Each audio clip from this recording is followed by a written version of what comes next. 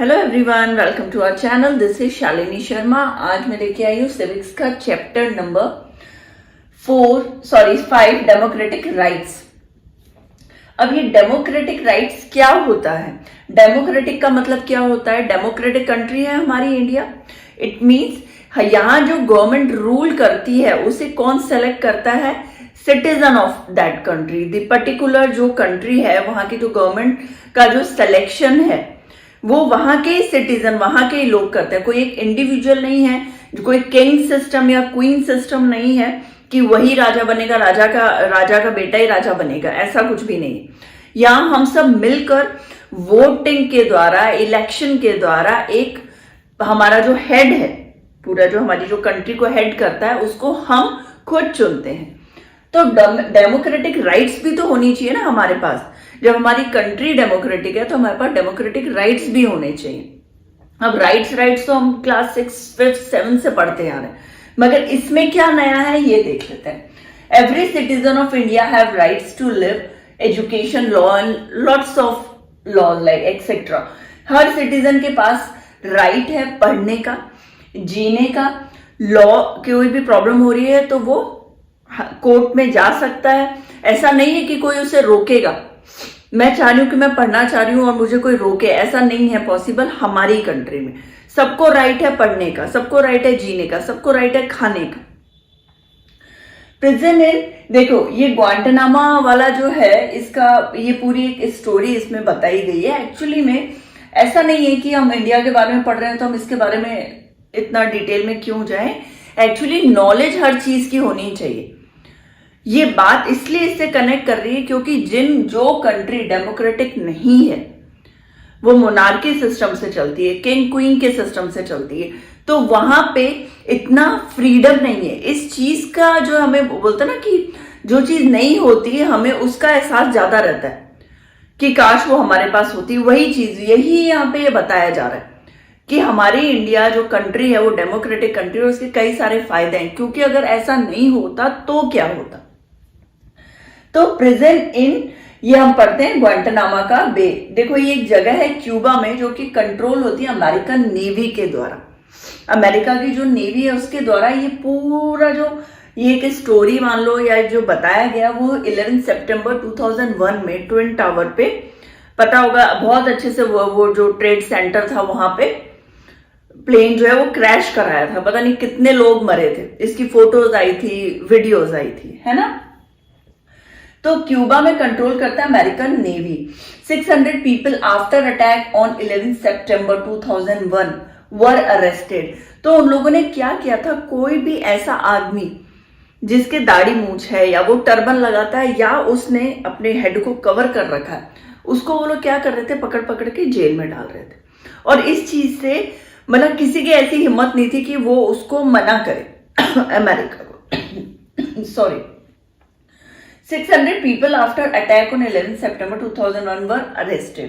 Not वहीं पे ही नहीं, ऑल ओवर जितने भी कंट्री से वहां से अरेस्ट कर रहे थे। वहां के जो सिटीजन वहां रहते थे, जो वो आपने खान वाली एक मूवी देखी होगी कि I am not a terrorist, I am a Khan but I am not a terrorist. मैं खान हूं मगर मैं टेररिस्ट नहीं हूं, मैं मुस्लिम हूं मगर मैं टेररिस्ट नहीं हूं। वो एक्सप्लेन कर रहा था क्यों एक्चुअल में ऐसा हो रहा था। वहां कोई भी मुस्लिम दिखता था, किसी ने दाढ़ी रख रखी है, किसी ने टर्बन बांध रखा है, सर को कवर कर रखा है, तो वो उसको अरेस्ट कर लेते थे।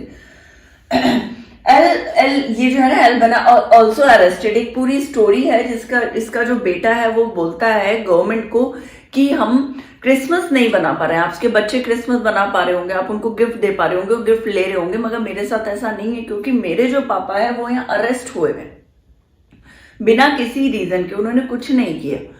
तो वो बोल रहा है कि आप उसको छोड़िए, आप उनको छोड़ दीजिए, वो इतने टाइम से वहां पे है, कोई उन्होंने कुछ भी गलती नहीं करी है, वो गिल्ट है। तो अगर वो नहीं छोड़ते तो, क्योंकि इतना कुछ होने के बाद भी नहीं छोड़ा था उन्होंने। और देखो आगे पढ़ते हैं, नो ट्रायल्स बिफोर मजिस्ट्रेट। ये लोग एक बोलते हैं ना, मजिस्ट्रेट के आगे ट्रायल्स भी नहीं कर सकते थे, जा भी नहीं सकता। अरेस्ट हो गए, चाहे गलती हो नहीं हो, सजा काट रहे हो नहीं काट रहे हो, उनको उसके अंदर ही रहना है, जेल में। In US and no one can approach to court. Court तक तो अप्रोच करने ही नहीं देते थे, ना उनको ना उनकी फैमिली को, उनको मिलने भी नहीं दिया जा रहा था। तो बोलते ना काले पानी की सजा, वैसा ही कुछ था। तो एमनेस्टी ऑफ इंटरनेशनल जो है उन्होंने क्या बोला, reported that prisons were being tortured. वहां के जो प्रिजनर्स हैं वो बुरी तरह से टॉर्चर कर रहे हैं वो लोग। खाने पीने को नहीं देना, किसी से नहीं मिलना, उनको अपील नहीं करने देना, उनको कोर्ट तक नहीं जाने देना, कहीं कैसे भी अप्रोच नहीं बाहर की दुनिया से। तो वो बोल रहे थे कि ये जो है ये बहुत गलत है और वायलेटेड यूएस लॉ, और इवन जो यूएस का जो लॉ है उसके भी अगेंस्ट में जा रहे हैं वो लोग।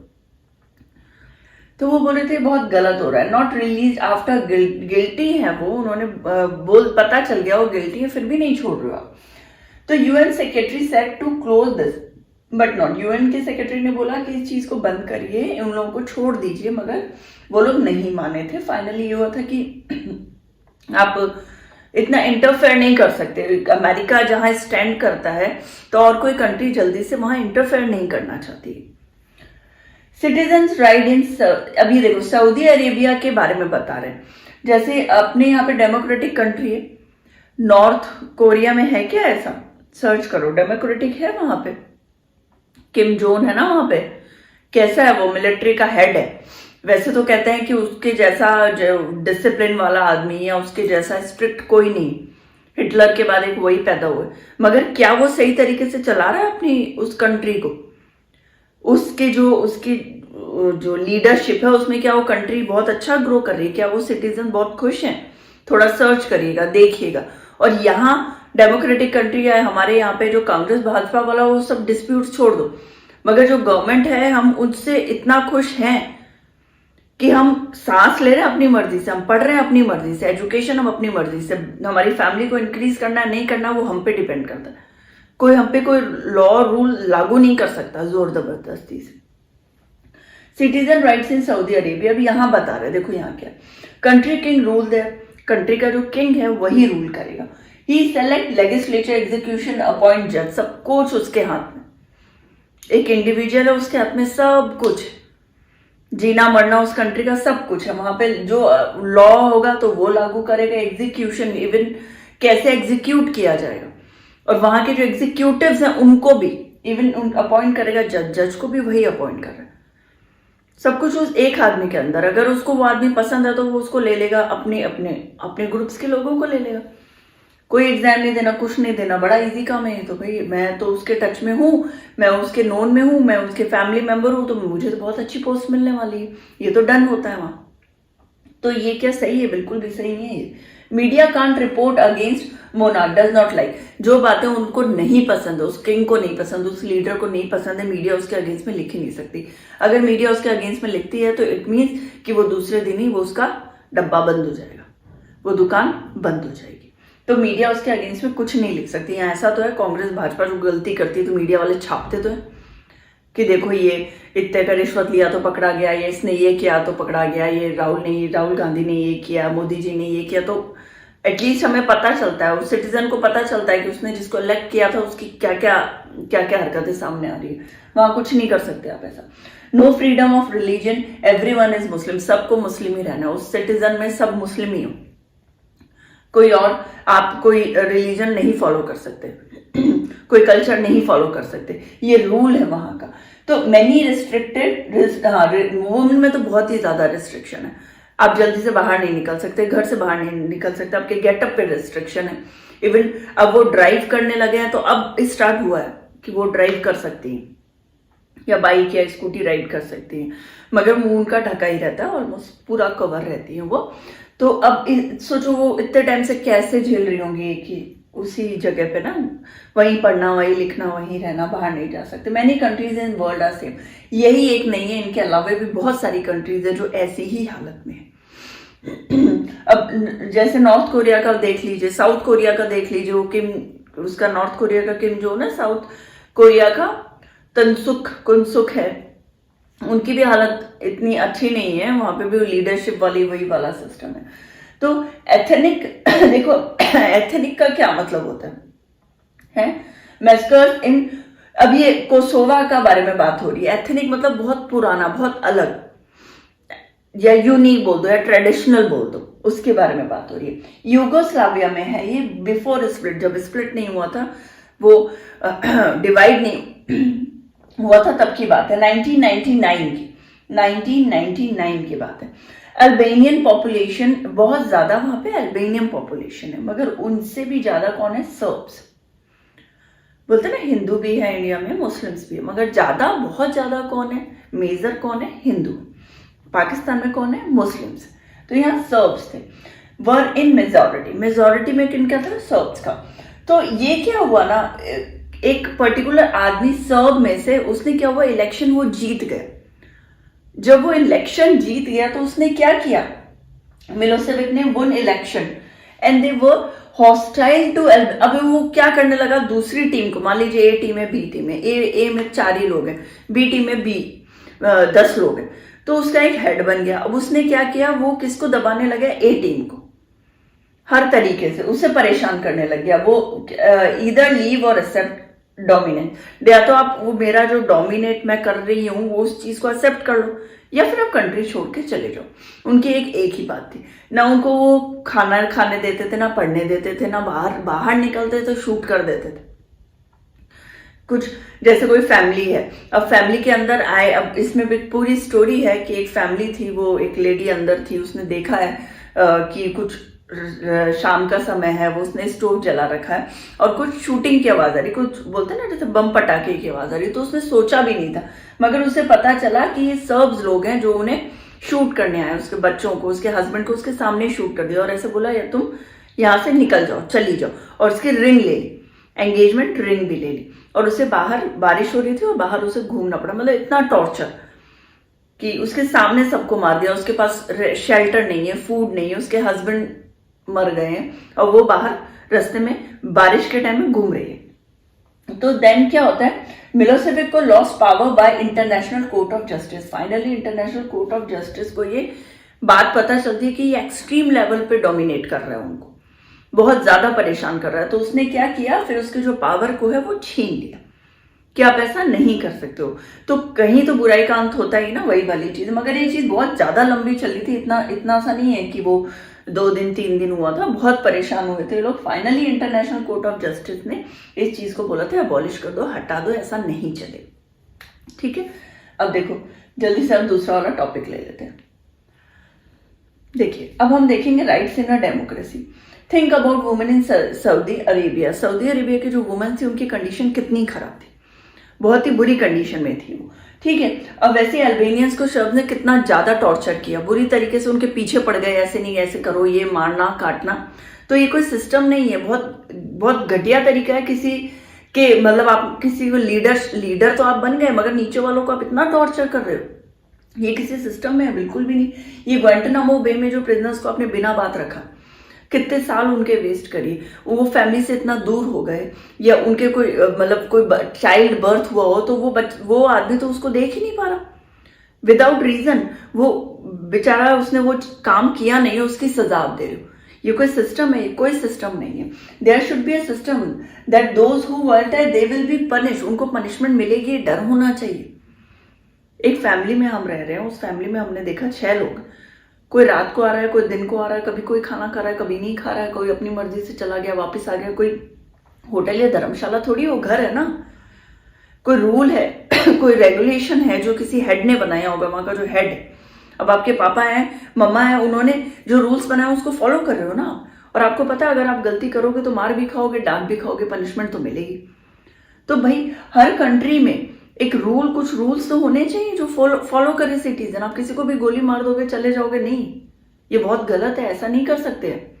तो there should be a system, अगर कोई गलती कर रहा है तो उसको पनिशमेंट मिलेगी, डर होना चाहिए। एक बच्चे के मन में ये डर होना चाहिए कि अगर मैं रोज मिट्टी खाऊंगा तो मम्मा मुझे मारेगी, मैं कोई सामान तोड़ूंगा तो मम्मा मुझे मारेगी, पापा मुझे डांटेंगे, तो उसको ये डर है। तो एक बार करेगा, 2 बार, अगली बार नहीं करेगा, और जब डर के मारे नहीं करेगा तो वो चीज उसके दिमाग से निकल जाएगी, वो भूल जाएगा, वो अगली बार मतलब सोचेगा ही नहीं उस तरफ की कोई चीज तोड़ने की भी कोई चीज होती है कि कांच का गिलास दिखा है तो मैं उसको तोड़ूं, वो भूल जाएगा उस चीज को। क्यों? क्योंकि पहले उसको एक डर था कि लोग मारेंगे, मम्मा मारेगी, फिर धीरे धीरे उसका वहां से ध्यान भटकने लग जाता है। तो एक डर होना चाहिए कि मैं किसी को, मैं सोचूं मैं आज इसको मार देता हूं तो मुझे डर होना चाहिए, अरे सालों तक मुझे भी जेल में रहना पड़ेगा, मुझे भी फांसी की सजा हो सकती है। तो इस डर के कारण आदमी गलत काम नहीं करता। तो राइट्स क्या, rights are claims of a person. एक पर्सन का जो क्लेम है वो है राइट। पर्सन का जो क्लेम है वो राइट किसके, ओवर देयर फेलो ह्यूमन, जो साथ के जो ह्यूमन है उनके साथ, सोसाइटी, पूरी की पूरी सोसाइटी और गवर्नमेंट, इन सबसे लिंक है। ये सब कुछ एक दूसरे से लिंक है। मैं किससे लिंक हूं, मेरी सोसाइटी से, मैं लिंक हूं मेरे गवर्नमेंट से, मैं लिंक हूं पूरी की पूरी मेरे जो फेलो, मेरे जो आसपास के लोग हैं उन लोगों से। तो उनसे ही जो है सब राइट्स क्या है, राइट्स आर क्लेम्स। जो मैं आपको बता रही हूं, आज मेरे पास राइट है कि मैं आप लोगों को पढ़ा सकती हूँ, तो ये मेरे पास राइट है ना। दूसरी कई कंट्रीज है जहां आप ऐसे नहीं पढ़ा सकते किसी को भी, यूट्यूब में आप ऐसे वीडियोस नहीं दे सकते। तो हमारी कंट्री हमें अलाउ करती है बोलने के लिए, अलाउ कर रही है कि मैं आपको नॉलेज दूं, अलाउ करती है मुझे कि मैं दूसरों से नॉलेज लूं। वो मुझे रोकती नहीं, स्टॉप नहीं करती। ठीक है, ये बहुत बड़ी बात है। क्यों हम ये सब पढ़ रहे हैं, इसलिए कि दूसरी कंट्री से फार बेटर है हमारी कंट्री, हम ये बात समझें। क्यों जरूरी है कि हम अपनी जिंदगी खुशी से जी सकें, हैप्पीली, विदाउट फियर, किसी चीज का डर नहीं हो। मुझे ये डर नहीं हो कि आज मैं बाहर निकलूंगी तो कोई मुझे शूट कर देगा, या मैं किसी डिग्गी में, गाड़ी की डिग्गी में छुप के एक प्लेस से दूसरे प्लेस में जा रही हूँ। क्यों, क्योंकि मुझे डर नहीं, मैं जाऊंगी, आराम से जाऊंगी, बस में जाऊंगी, ट्रेन में जाऊंगी, प्लेन में जाऊंगी, मुझे कोई नहीं मारेगा। Can not harm others too. अगर आप ये सोच रहे हो कि आपके साथ ऐसा नहीं हो तो आप किसी को भी हार्म मत करो। आप सोच रहे हो कि वो कुत्ता, मैं चल रहा हूं तो कुत्ता मुझे नहीं काटे, तो सबसे पहले आप उसको मारना बंद करो, आप उसे परेशान करना बंद करो। शायद आप उससे रोज परेशान करते हो इसलिए वो आपको देख के भौंकता है या इसलिए आपको काटता है। तो पहले एक खुद को सही करोगे तो दूसरा अपने आप सही हो जाएगा। ठीक है, तो जैसे शॉप ने किया तो अल्बेनियंस के साथ जैसे उन्होंने किया तो बहुत गलत किया, फिर एंड क्या हुआ, उनको हटा दिया गया ना, उनकी जो पावर्स थी सब कुछ ले ली गई। अच्छा तो हुआ नहीं। Election power to women, women में इलेक्शन, जो सऊदी अरेबिया में, वहां पे कोई इलेक्शन के लिए वो लोग जा ही नहीं सकते। ड्राइविंग तो वो अब करना स्टार्ट करा है उन्होंने, बाहर निकलना तो अब स्टार्ट किया, इलेक्शन के लिए तो क्या जाए। तो हमारे घर में ये है सिस्टम। घर मतलब हमारे देश में सिस्टम है कि हम इलेक्ट कर सकते हैं, हम अपनी मर्जी के लोग चुन सकते हैं, हम अपनी, देखो एक गलत होगा, दो गलत होगा, तीन गलत होगा आदमी, क्या इतने करोड़ों लोग गलत होंगे जो एक ही लीडर को पसंद कर रहे हैं? कुछ ना कुछ तो बात होगी उस लीडर में, कुछ तो पॉजिटिव होगा उस लीडर में, जितने इतने लोग उसको वोट दे रहे। इसलिए क्या होता है कि इलेक्शन हमारे यहाँ पे कैसे किया, डेमोक्रेटिक है हमारा government. Why do we need rights in democracy? Democracy में राइट्स की क्या जरूरत है? राइट्स की क्या जरूरत है, रहने दो। अरे तो इलेक्शन कर रहे हैं ना, डेमोक्रेटिक इलेक्शन, मेरी मर्जी, मैं ए टीम को ही दूंगी, बी को नहीं दूंगी, बी को नहीं दूंगी तो ए को दूंगी, वो मेरी मर्जी। इवन हमारे घर में, मैं पर्सनल बता रही हूँ, मेरे घर में ही जितने लोग हैं ना, सबकी अलग अलग सोच है हर पार्टी के लिए। तो हम लोग एक दूसरे को वो नहीं करते, कोई जोर जबरदस्ती नहीं करते, जिसको जिसको देना उसको दो, आपकी मर्जी, चॉइस है। एक्सप्रेस देयर ओपिनियन, मैं एक्सप्रेस कर रही हूँ मेरे ओपिनियन कि मुझे ये पार्टी सही लगी इसलिए मैंने दी, आपको नहीं लगती आप मत दो, कोई फोर्स नहीं कर रहा आपको। देखो डेमोक्रेटिक राइट्स क्या होते हैं अब हम ये देख लेते हैं। Right to equality, right to freedom, right to constitution remedies, बहुत इंपॉर्टेंट है, हार्ट एंड सोल है, डॉक्टर अंबेडकर ने बोला, ये वैसे भी इंपॉर्टेंट है। Who said right to constitution is heart and soul of the constitution? Doctor B R Ambedkar. इसको आप अलग कर लीजिए, डॉक्टर बी आर अम्बेडकर ने किसको बोला हार्ट एंड सोल? तो राइट टू कॉन्स्टिट्यूशन रेमेडीज को, right to freedom of religion, right against exploitation, cultural right, education right, right to equality, equality चाहे वो उससे हो, मेल हो या फीमेल, सबके लिए वो एक ही है, अलग नहीं। बच्चा हो, बड़ा हो, अमीर हो, गरीब हो, इक्वालिटी। मैं किसी के पास भी जाऊंगी ये लॉ के लिए, या मैं जाऊंगी गेट खटखटाऊंगी सुप्रीम कोर्ट का, हाई कोर्ट को, उनको मेरी बात सुननी पड़ेगी, चाहे मैं गरीब हूं या अमीर हूं। जो गलत कर रहा है वो गलत ही कर रहा है। राइट टू फ्रीडम, फ्रीडम है मुझे बोलने की, पढ़ने की, इधर घूमने की, इधर जाने की, खाने की, पीने की, वो फ्रीडम है मेरी। मैं मूवी देखने जा रही हूँ, थिएटर में जा रही हूँ, मैं कोई सी भी मूवी देखूँ, ये मेरी इंडिपेंडेंस, ये मेरी फ्रीडम। कोई नहीं बोल सकता कि वहां वुमन नहीं जा सकती, वहां बच्चा नहीं जा सकता। क्यों नहीं जा सकता? बच्चा नहीं जा सकता अलग बात है, वुमन नहीं जा सकती, क्यों नहीं जा सकती? वो भी मूवी देख सकती है, घर पे मूवी देखो, क्यों देखो, वो भी थिएटर में मूवी देख सकती है, ये फ्रीडम होता है। राइट टू कॉन्स्टिट्यूशन रेमेडीज मतलब मैं किसी गवर्नमेंट बॉडीज के अगेंस्ट में भी फाइल कर सकती हूँ केस। गवर्नमेंट बॉडीज मतलब ऑफिस और ऑफिसर्स, गवर्नमेंट से जो भी लिंक है ना, वो अगर गवर्नमेंट मेरे रोड बना रही है सामने और मेरे घर का कुछ पार्ट ले रही है तो मैं बोल दूंगी, मैं जाऊंगी हाई कोर्ट तक, सुप्रीम कोर्ट तक, कि वो मेरे घर का पार्ट हिस्सा तोड़ रहे हैं जबकि वो मेरा ही है, मेरे पास उसके पेपर्स हैं, तो वो उनको मानना पड़ेगा। ठीक है, right to freedom of religion, कोई सा भी रिलीजन, इस्लामिक लूँ, क्रिश्चियनिटी लूँ, कुछ कोई भी रिलीजन फॉलो करूँ। आज मैं हिंदू, कल मैं इस्लामिक लेना चाहती हूँ, पर्शियन बनना चाहती हूँ, मैं कुछ भी बनूँ वो मेरी मर्जी।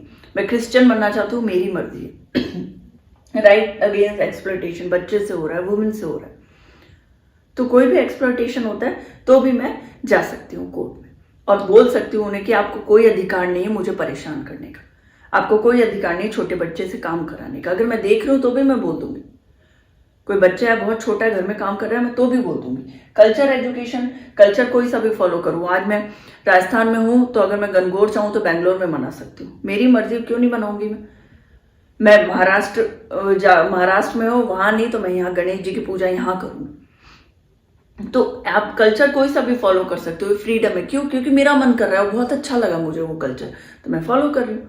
मुझे मन है कि मैं आगे पढूं तो मैं पढ़ूंगी, मेरी मर्जी, मैं पढ़ूंगी। मेरा जो कंट्री है, मेरा देश है, मुझे अलाउ कर रहा है तो मैं क्यों नहीं पढ़ूंगी। फिर उससे होता है PIL, public interest litigation, public से रिलेटेड। मान लो कि सामने की जो रोड है या लाइट्स है, कोई रोड तोड़ के जाता है, अरे वो लाइट्स मेरे लिए तो नहीं लगी थी, वो सबके लिए पब्लिक इंटरेस्ट में लगी है रोड लाइट्स, और रोज उसको कोई तोड़ के जाता है, अगर मैं उसके अगेंस्ट में जाऊं कोर्ट को तो उनको मेरी बात सुननी पड़ेगी। कोई हमारे सामने की रोड है, रोज कचरा डाल रहा है, कि उनको मेरी बात सुननी पड़ेगी कि वो आदमी रोज कचरा डाल रहा है, उसको पनिश करे। ठीक है, how can we secure these rights. अभी तक हमने देखा था कि हमारे पास कितने फंडामेंटल राइट्स हैं और हम उसका कैसे कैसे और कहां कहां यूज कर सकते हैं और कितने तरीके के फंडामेंटल राइट्स हैं। इवन हर एक फंडामेंटल राइट बहुत ज्यादा इंपॉर्टेंट है हमारी लाइफ के लिए।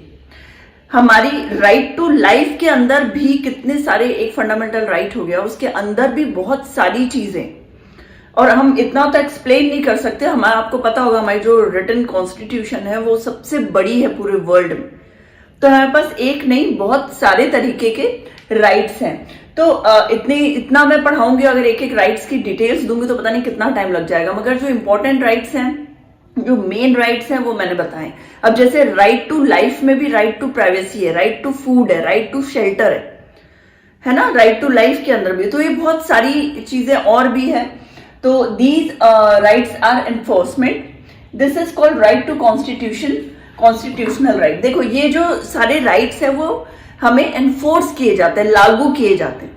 गवर्नमेंट बोलती ना कि ये एक नया राइट है, मान लीजिए एक राइट बनाया, राइट टू इक्वालिटी। अब गवर्नमेंट ने हमें बताया कि देखो एक राइट टू इक्वालिटी नाम की एक चीज है, एक राइट है जो हम आप लोगों को प्रोवाइड कर रहे हैं। किसके थ्रू बताती है? मीडिया के थ्रू बताती है, रेडियो के थ्रू, टीवी चैनल्स है ना, न्यूज़पेपर से हमें ये चीजें पता चलती हैं। तो उससे हम क्या होता है कि फर्क पड़ता है ना। अब हम, अभी तक नहीं था मान लीजिए राइट टू इक्वालिटी, और एकदम से हमें पता चलता है कि गवर्नमेंट ने फोर्स किया है, लागू किया है कि राइट टू इक्वालिटी भी है आपके पास। आप किसी कास्टिज्म से या आप किसी जेंडर से आप किसी को अलग नहीं कर सकते कि ये जेंडर में ये यहाँ नहीं आ सकता, या फिर ये किसी और कंट्री में नहीं जा सकता, मेल नहीं जा सकते हैं, फीमेल नहीं जा सकता, या फिर बहुत सारी चीजें होती है, कास्ट से रिलेटेड भी होती है, तो ये ऐसा नहीं कर सकते कोई। This is called right to constitutional right. ठीक है, देखो ये एक राइट टू कॉन्स्टिट्यूशन रेमेडीज होना चाहिए। रेमेडीज में क्या होता है, ये सब कुछ आ जाता है। राइट टू कॉन्स्टिट्यूशन रेमेडीज मैंने बोला हार्ट एंड सोल बताया। किसने बताया? BR अम्बेडकर जी ने।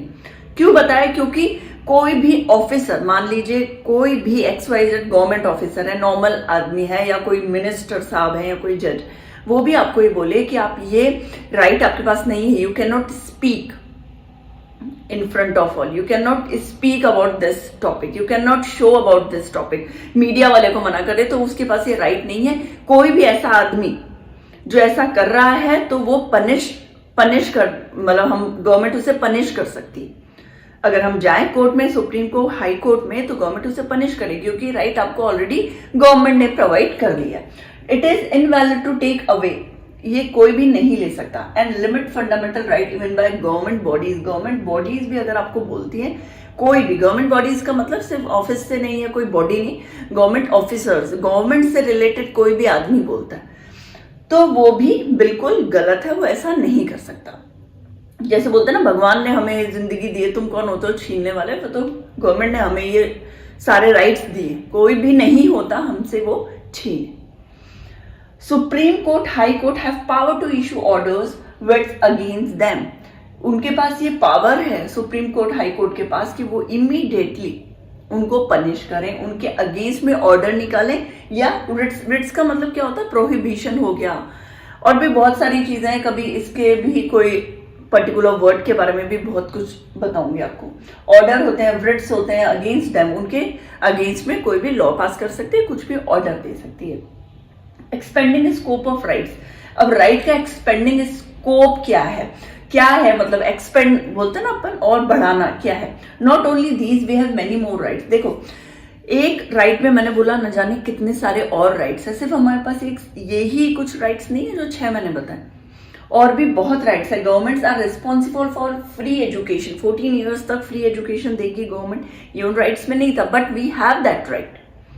ठीक है, supreme court added right to food इन राइट टू फूड और प्राइवेसी। इन right to food and privacy right to life में आएगा। देखो, ये राइट टू फूड और राइट टू प्राइवेसी किस में आता है, राइट टू लाइफ के अंदर आता है।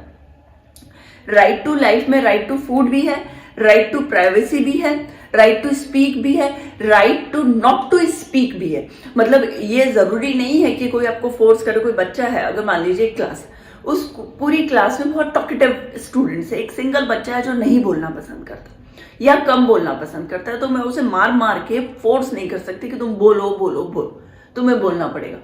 नहीं, राइट नॉट टू स्पीक भी है हमारे पास। अगर आप नहीं बोलना चाहते हो तो भी वो आपकी मर्जी है, या आपकी लाइफ आप कैसे जीना चाहते हो, बस इतना सा समझ लो। ये जिंदगी आपको भगवान ने दी, और गवर्नमेंट ने ये बोल दिया कि अब आपको कोई भी ऐसा नहीं है, कोई लॉ नहीं है कि आपको फोर्स करे कि आप इसको इस तरीके से जियो।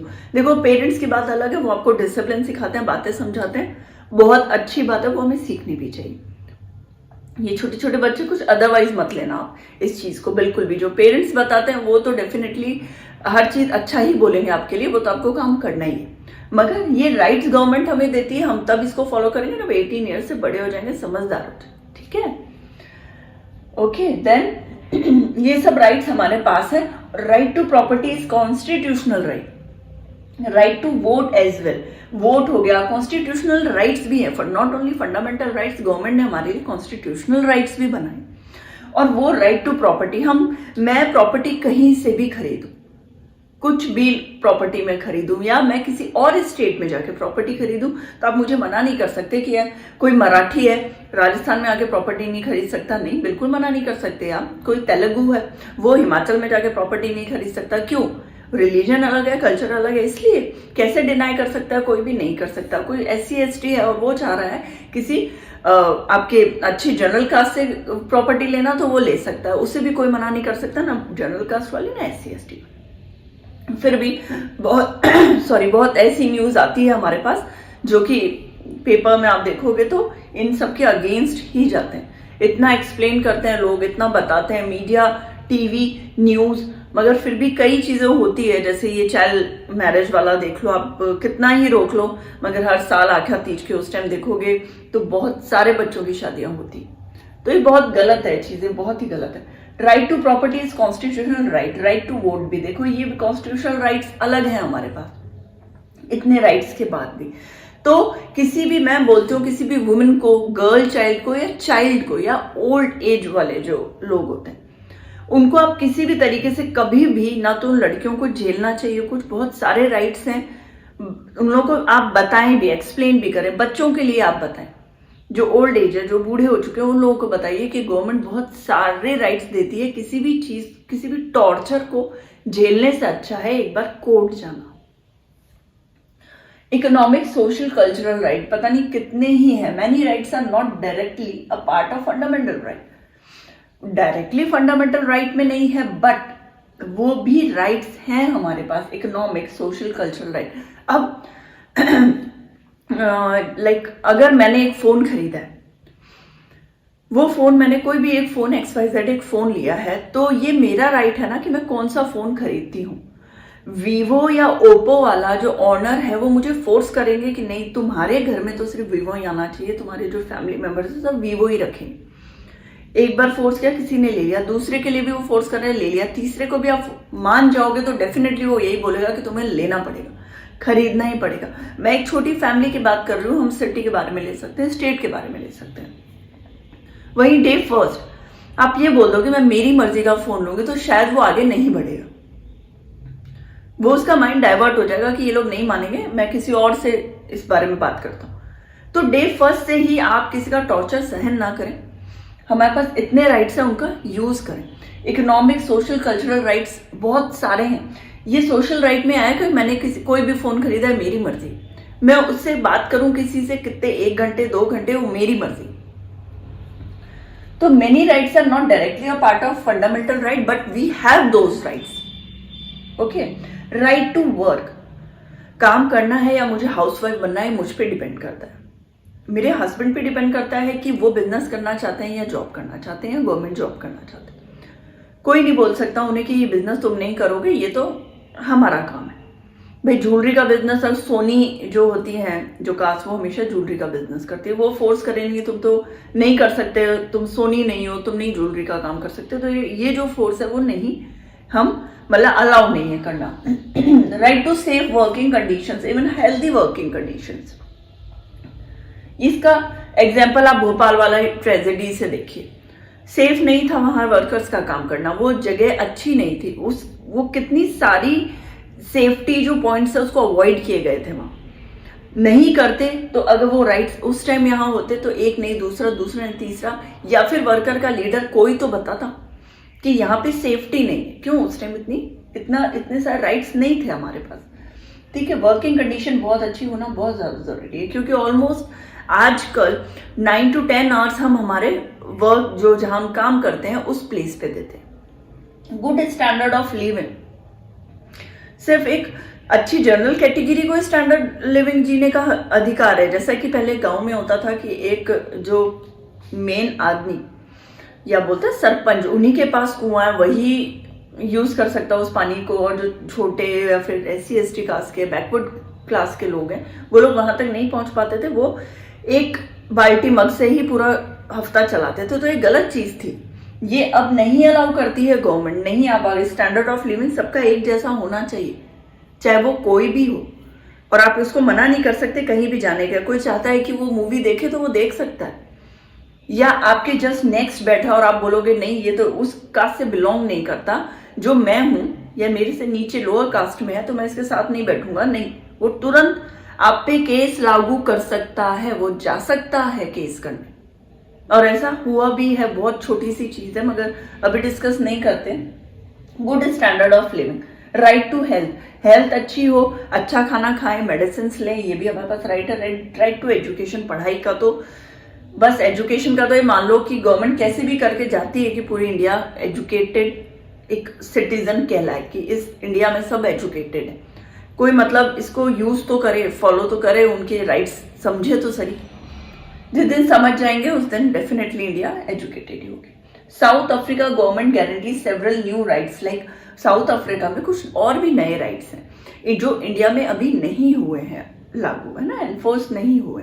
कई राइट्स हैं जैसे प्राइवेसी, इन्वायरमेंट, हेल्थ या हाउस से रिलेटेड, शेल्टर से रिलेटेड। प्राइवेसी मतलब किसी भी तरीके की प्राइवेसी वहां अलाउ है, हर तरीके की, जिसमें कुछ पॉइंट्स हमारे यहाँ नहीं है, हमारे राइट्स में नहीं है। तो वहां कैसे भी राइट्स, लाइक इन्वायरमेंट से रिलेटेड तो बहुत स्ट्रिक्ट है वो लोग। यहाँ हम घर बनाना है, प्लॉट है, तो हम जैसे सोचते हैं ना कि ये पेड़ कटवा दो, 10 पेड़ मेरे प्लॉट में लगे हुए हैं, मैं अब यहाँ पे घर बनवाऊंगी तो 10 पेड़ को हम साफ करवा देते हैं। दूसरी कंट्रीज में अलाउ नहीं है। उसके क्या करते हैं, रूट्स नीचे से बांध दिए जाते हैं। जापान में देखिए, चाइना में देखिए, रूट बांध देने के बाद कुछ दिन बाद जब वो पूरी तरीके से वो रूट्स जो उसकी सॉइल है उसको छोड़ देता है तो वो कहीं और प्लांट करते हैं उस ट्री को। यहाँ क्या है, यहाँ तो काटो, निकालो, हटाओ, वो उस 10 ट्री को कहीं और प्लांट करेंगे, उसके बाद वहां कंस्ट्रक्शन होगा। ये कुछ चीजें हैं जो यहाँ भी अप्लाई होनी चाहिए, बहुत अच्छी हैं। हेल्थ से रिलेटेड हो गई, हाउस से रिलेटेड। हेल्थ के लिए अभी भी वहां पे बहुत सारी चीजें फ्री हैं।